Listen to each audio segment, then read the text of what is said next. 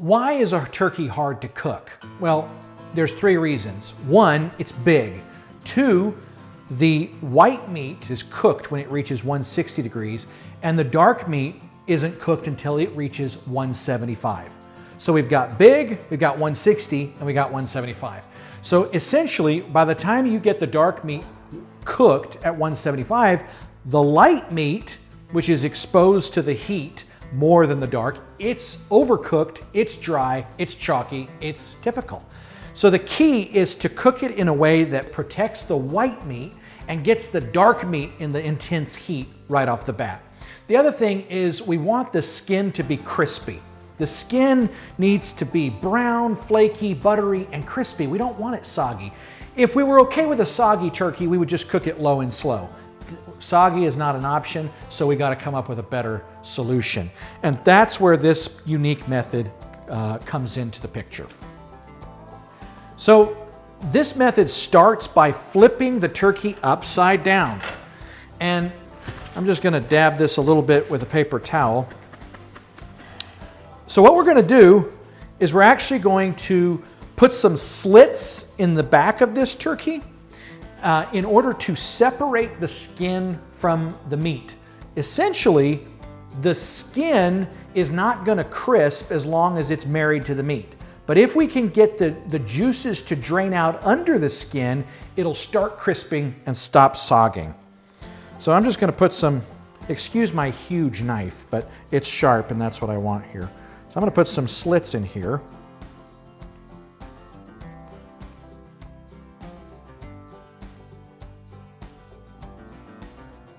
And then I'm going to take a butter knife and I'm going to use the handle, not the butter knife, and I'm just going to slide it under here and gently start probing that skin away from the meat. And remember, the whole idea is if we can separate the skin from the meat, the skin is going to drain and it's going to crisp. If it's married to the meat, it's going to stay soggy. Just getting this all up in there around the leg. And I'm going to go over to this side, go into my little slits. The slits are also good because it allows the juice to drain out while it's cooking. So I'll go down into this slit.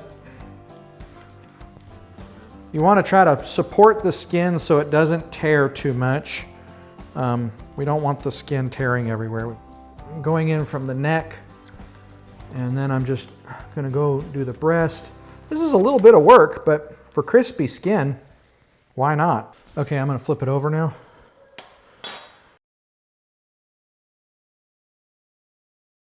This is kind of the most important part. I'm going to just slide this knife up under at the base of the breastbone. It's pretty easy.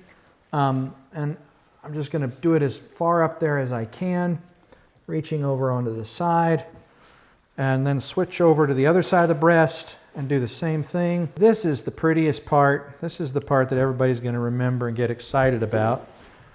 Coming up from the neck, just kind of taking my time, breaking those adhesions as best we can, coming down into there. I think that does it. So the enemy of crispy skin is moisture. So water or the moisture from the meat. Moisture is the friend of tender turkey meat, but it's the enemy of crispy skin. So now we're going to start the dry brine, and what we want to do is take a 1/4 cup of kosher salt, not standard table salt, kosher salt, and a tablespoon of brown sugar.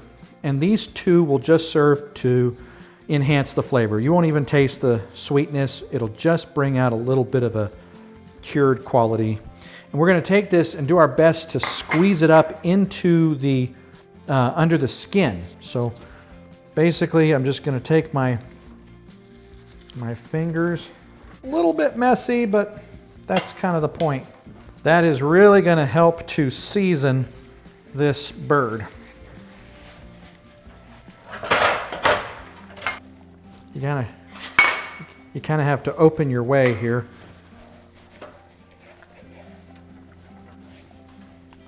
Okay. Get a little bit more from this side without tearing the skin too much. Put a little bit in here, flip him upside down.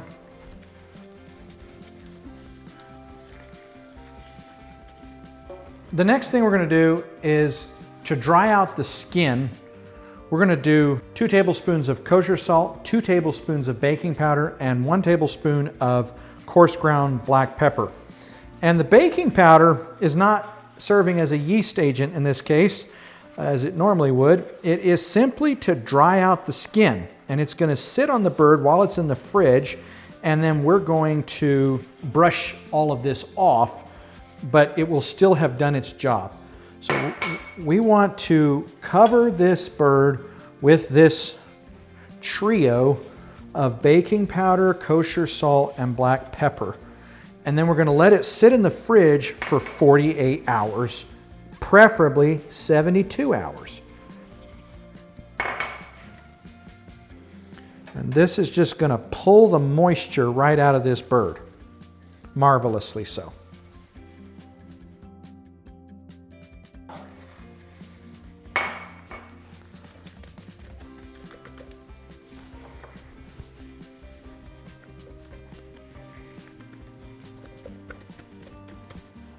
Okay, so this is now ready for the fridge, and I'm going to put it in the fridge for 72 hours, and I'm not going to cover it because we want the skin and everything to dry out a lot.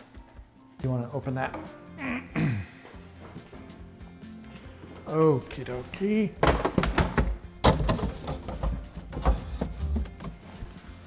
Voila! Now we're going to leave that in the fridge for 72 hours, and we're going to take it out, let it come to room temperature, and in a couple days it'll be ready for the oven, and I'll give you the unique tricks for how to cook it at that point.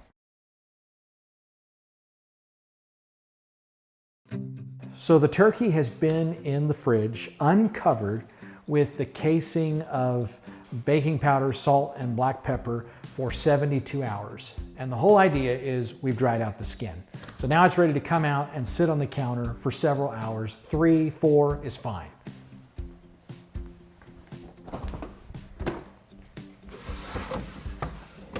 That's a big one.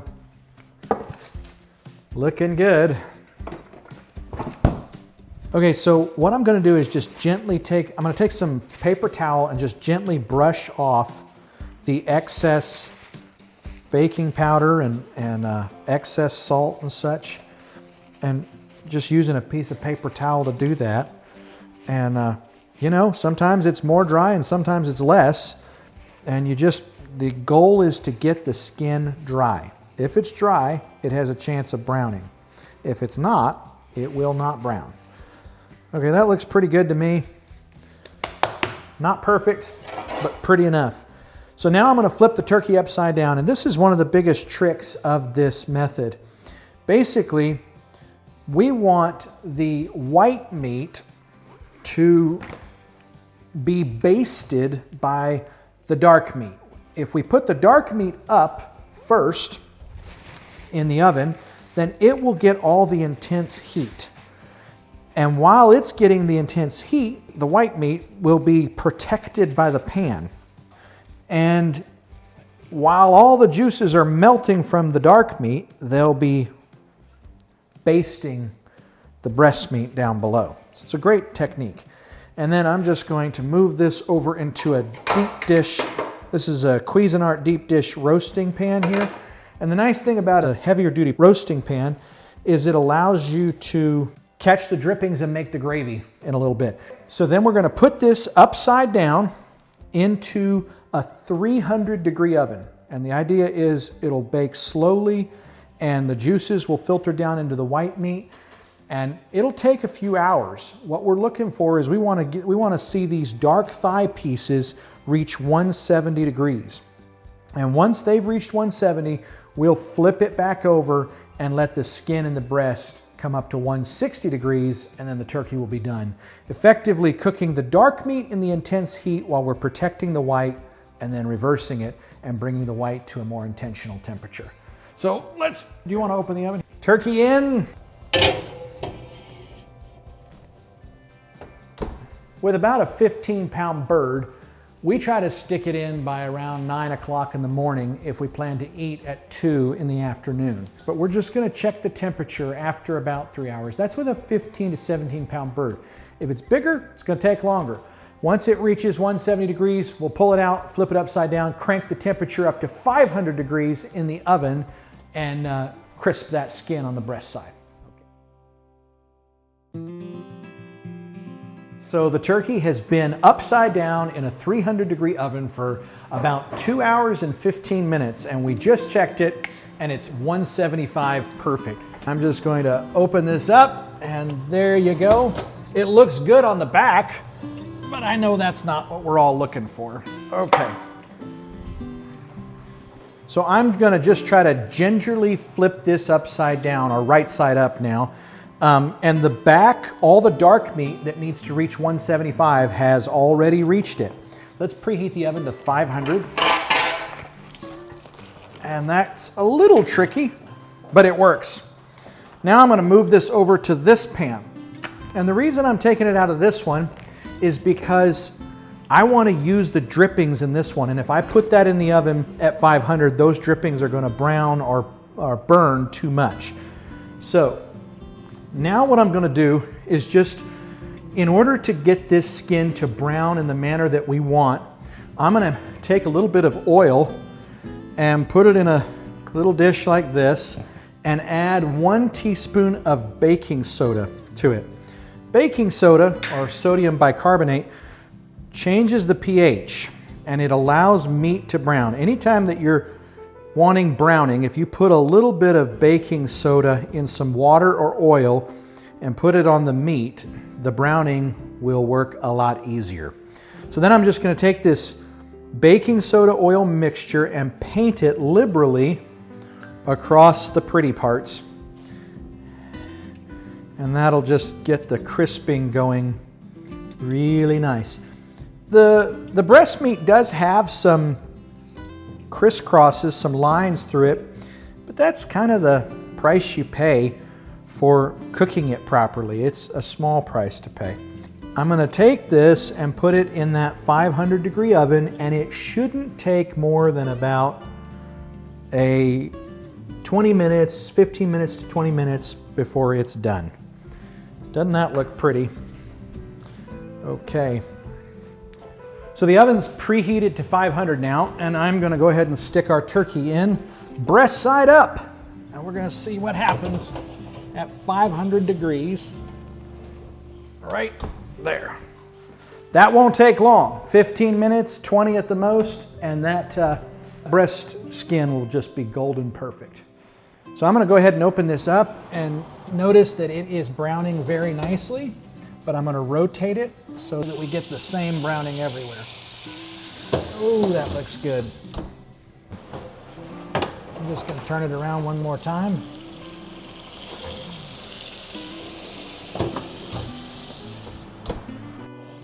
Okay, so I want to use the fat in here and just get up as much of these brown bits. I took some of the extra infirmities out, but I want to use these brown bits and the fat from the turkey. It creates the glorious flavor. So I'm just going to take some flour,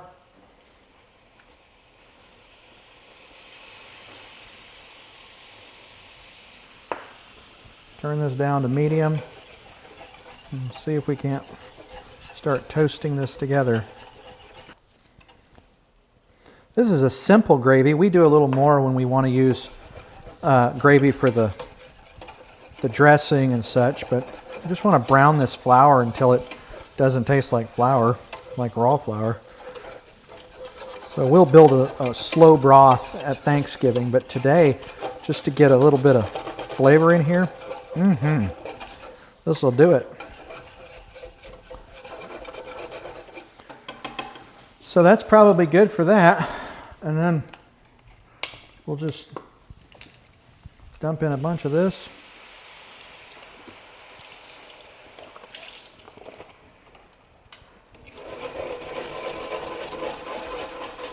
I want to deglaze all that brown off of there as much as I can because all that browning is flavor. the Maynard effect. We'll strain this so we don't have to worry about it being ugly now or too clumpy with the little bits. Well, that's going to be a very nice gravy. Probably put the rest of this in.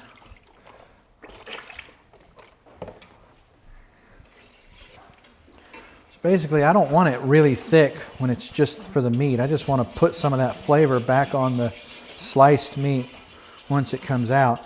And a little bit goes a long way, so I don't want it thick or clumpy for this. If we could strain it into a nice pitcher, babe, that would be great. It's probably got enough salt in it, though I'll taste it here in a minute, but that's pretty nice. I'm going to just add some more water in there. I just like to eyeball it.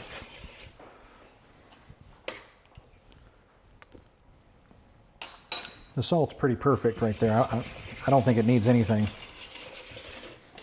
And then, okay, this should be good.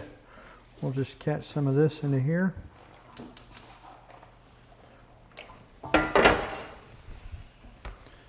And we'll just set this over here. Okay, I think this is just about perfect. Look at that brown, golden skin.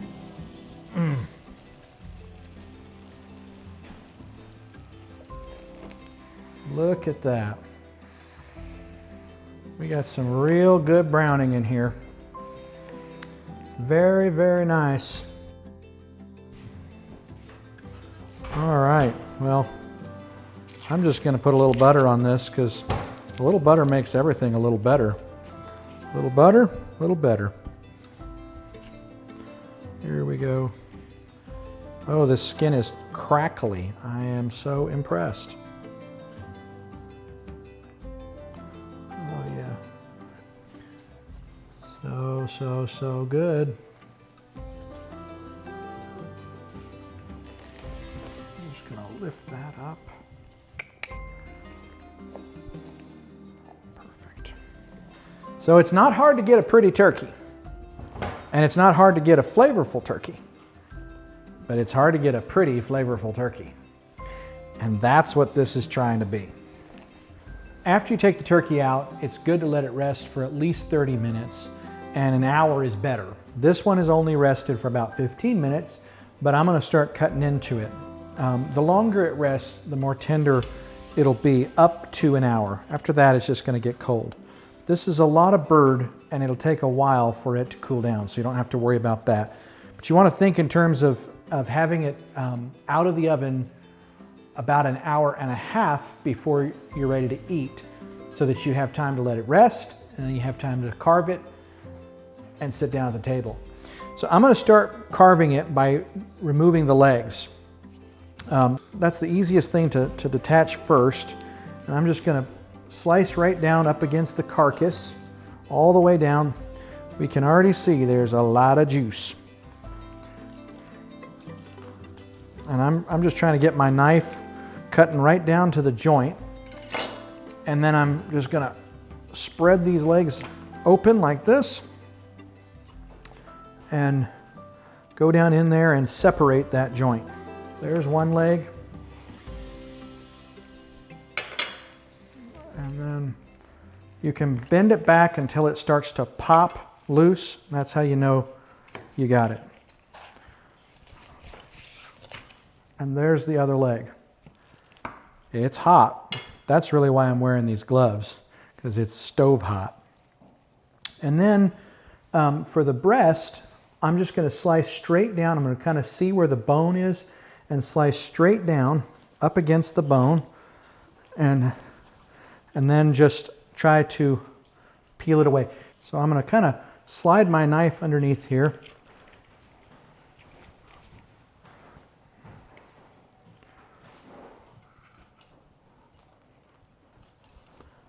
And I want to treat this breast like one thing. I'm going to do the same thing with this side. Cut down along the breastbone.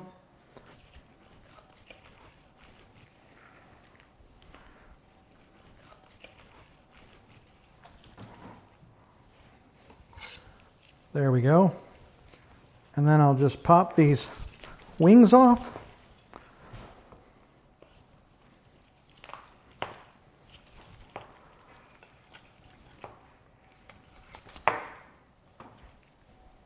And by dealing with it in chunks, I've got most of the bird already carved. I've done the main part of the carving for the whole bird. So there's plenty of breast meat that we can pull off of here. This is kind of a brined effect. Move the carcass back over here, and you can see there's a lot of juice going on here. So what we're going to see as we start slicing into this is it is not dry. So I'm cutting it across the grain, and look at that. I mean, the juice is just gushing out. We didn't lose any juice in the cooking. I like cutting it like this because it gives everybody a little slice of skin. Aaron, you want to step in here and try a little bit of this?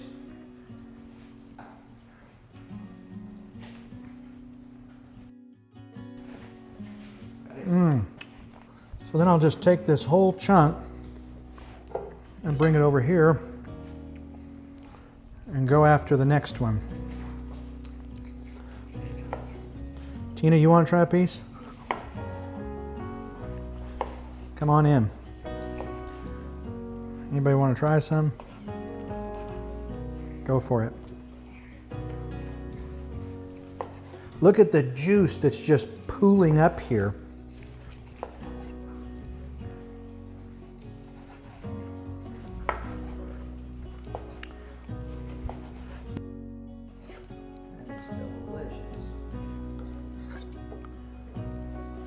So then I'll just take these bits that I trimmed off, very, very tender. I'll just add them over here. Look at that juice. Now I'm going to do something, Andrew. I'm going to grab this juice. Just a lot of juice coming out here.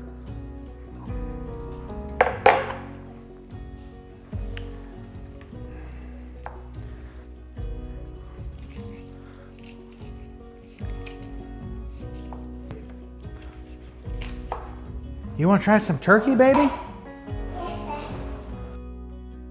You want to try some of that? Is that yummy? What does it taste like? It tastes like cream cheese. Huh. It's my imagination. It's a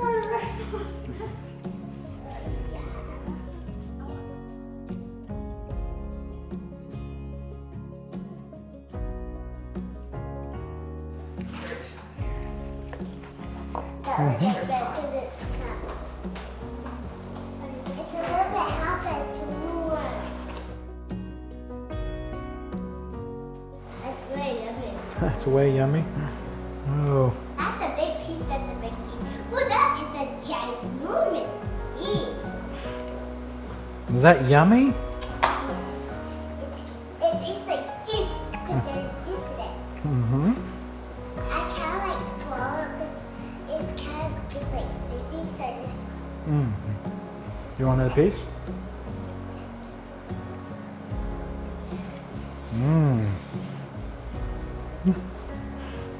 That's yummy. You want a piece, buddy? That's